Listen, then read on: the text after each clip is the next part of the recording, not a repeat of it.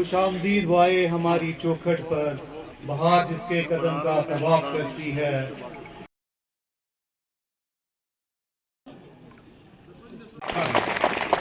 आज थाना दिवस है। आज तो मैं बात करूंगा पुलिस के रिलेटेड ही। यहाँ का भाईचारा जो हमें विरासत में मिला है, हिंदू मुस्लिम सिख, हम ऐसे रहते हैं कि जैसे एक भाई की तरह, कि नशे पे आप जितना हो सके उतनी सख्ती कीजिए।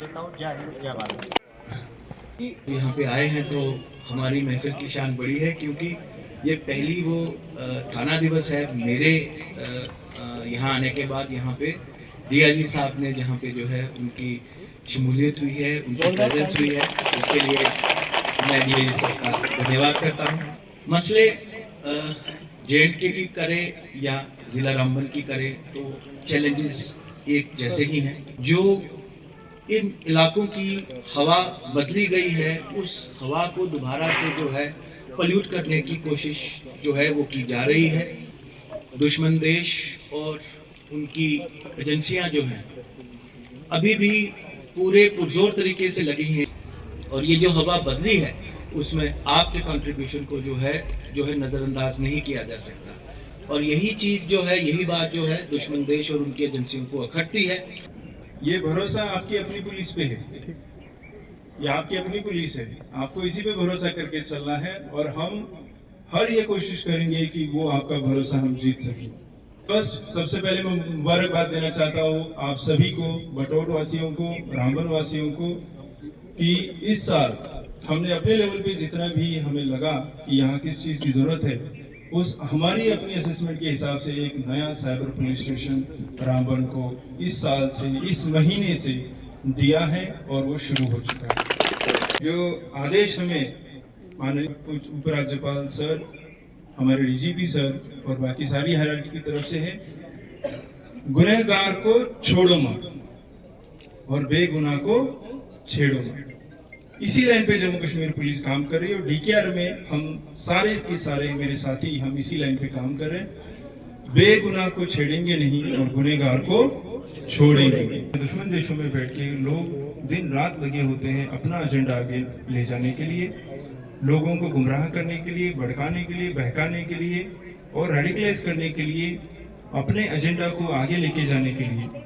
उसके लिए हमने VPN के ऊपर बैन लगाया हुआ है, तो आप लोगों में से कोई भी उसको यूज ना करे। हम खास करके नववर्ष को लेके पत्नीटॉप, बटोट, इन टाउन्स में रश रहने का अंदाज़ा रहता है। उसको लेके ट्रैफिक के इंतज़ाम, सिक्योरिटी के इंतज़ाम, बाकी भी जैसे भद्रवाह जैसे टाउन के लिए, डिस्ट्रिक्ट हेडक्वार्टर्स के लिए, हर जगह के लिए अच्छे इंतज़ाम करें। भरोसा नाम से हमने एक इनिशिएटिव लिया है, जिसमें घर के अंदर होने वाला जो वायलेंस है उसके बारे में जो हमारी औरतें हैं वो जागरूक हो जाए, सामने आए, पुलिस के साथ वो सारी बातें शेयर करें, कंप्लेन करें, और हम उनके खिलाफ कार्रवाई कर पाए। पहले हमें ये लगा कि इस मामले में जनरली जो महिलाएं हैं वो सामने नहीं आ रही है, वो कभी अपने शर्म के मारे या कभी जो सोसाइटी का एक दबाव रहता है उस दबाव के मारे सामने नहीं आती है। और बहुत जगह पे ऐसा भी देखा गया है कि वो फाइनली अंतिम जो निर्णय है वो ले लेती है और खुदकुशी की तरफ बढ़ती है। तो ये रोकने की कहीं ना कहीं ज़रूरत हमें महसूस हुई कि वो जब भी ऐसा कोई घटना अगर उसके घर में या आस पड़ोस में हो रही है तो वो खुल के सामने आए, पुलिस को कंप्लेन दे।